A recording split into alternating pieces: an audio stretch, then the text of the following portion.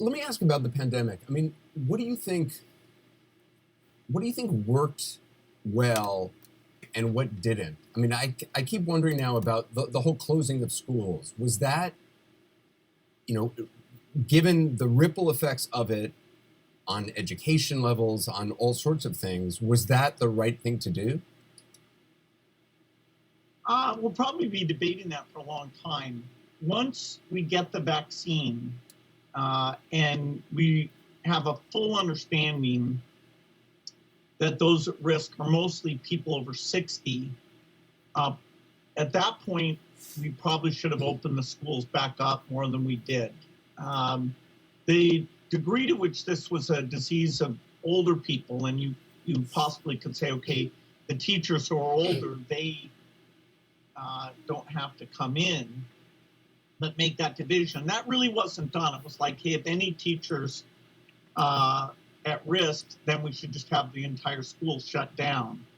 And so it would have been a more subtle approach to help the teachers all get vaccinated, and then say that below a certain age, they should come in, and that the teaching was not so risky as to give up the benefits of having the kids in school.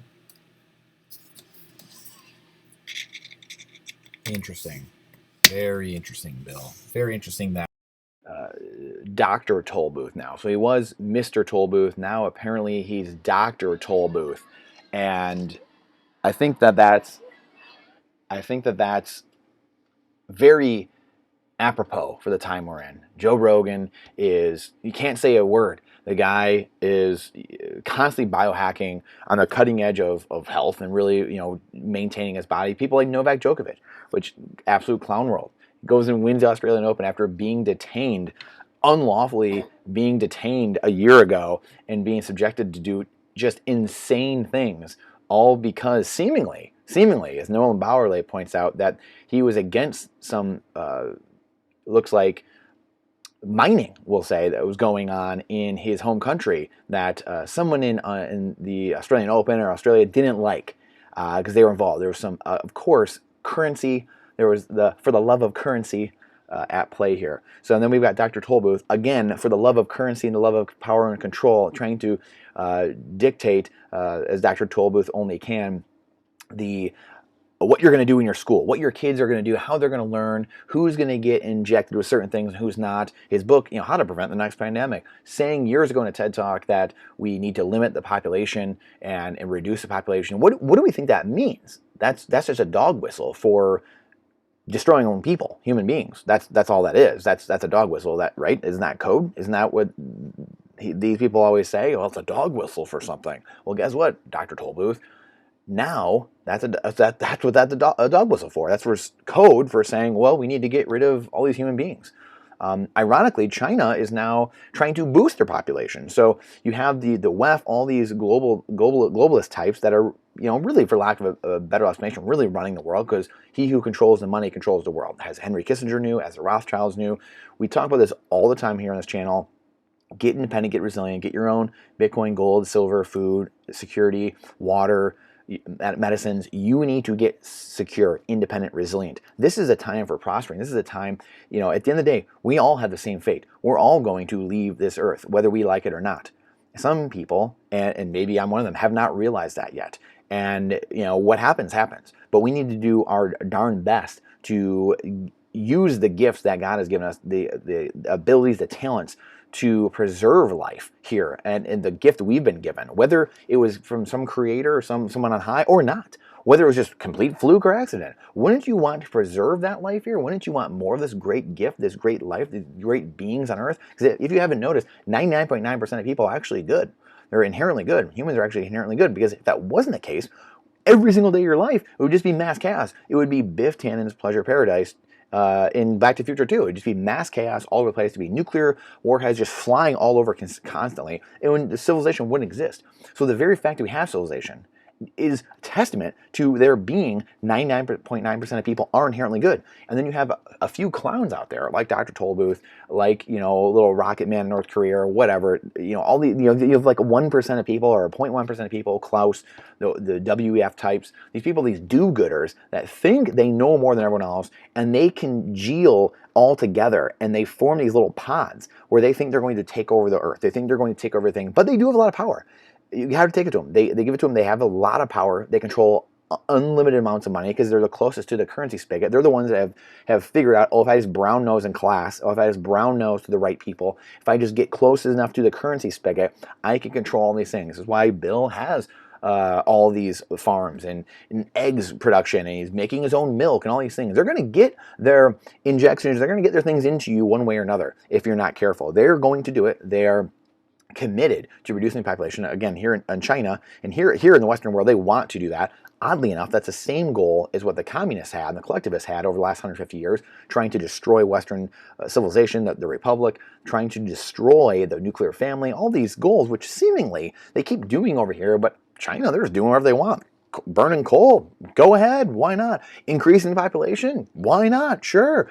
Fascinating. And they already have 1.5 billion people. What do they need more people for at the end of the day, right?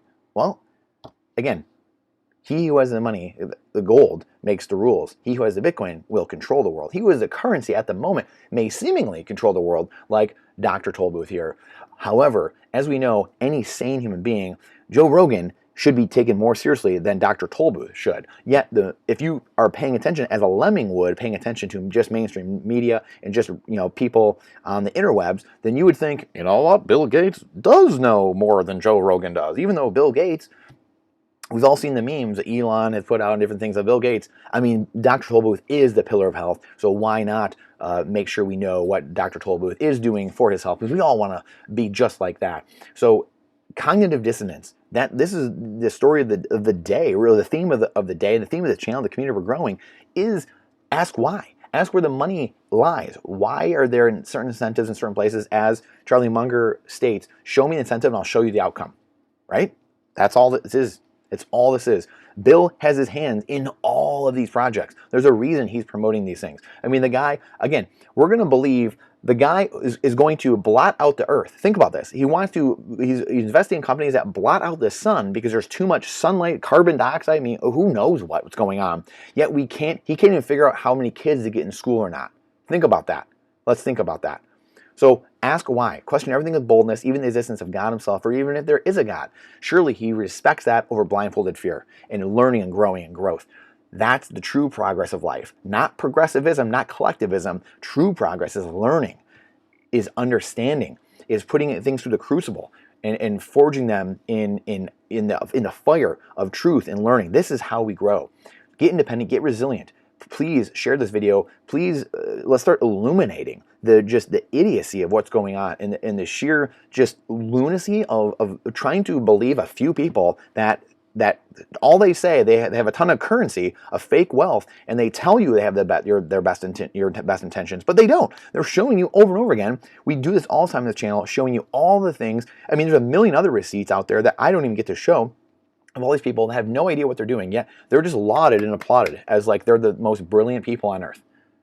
I mean, am I getting something wrong here? Please like and subscribe to the channel. Please share this. Please get this out. We're in this together. The more we can get this out, the more we can spread the message, the more we can alert people as to what's going on, the more freedom we have, the more wealth we have, the higher standard of living, and the lower cost of life. Period. End of story. Guys like this, Dr. Tolbooth, want CBDCs. They want central bank digital currencies. They control every aspect of your life, social credit scores, health passports, everything. Bitcoin or slavery. That's it. CBDCs and slavery or Bitcoin and freedom. That is it. Trade your time for the only thing that matters, Bitcoin. Finite time for finite Bitcoin. Nothing else is finite, like your time. That's it. I appreciate you. Please share this far and wide. Let's spread the message. Let's spread truth at the end of the day. Truth will set you free. And the truth always comes out. As your mother always says, I always find the truth. I will always find the truth. Tell me the truth because I will always find it. I will always find out. At least my mother said that to me. I appreciate you and look forward to seeing you on the next one.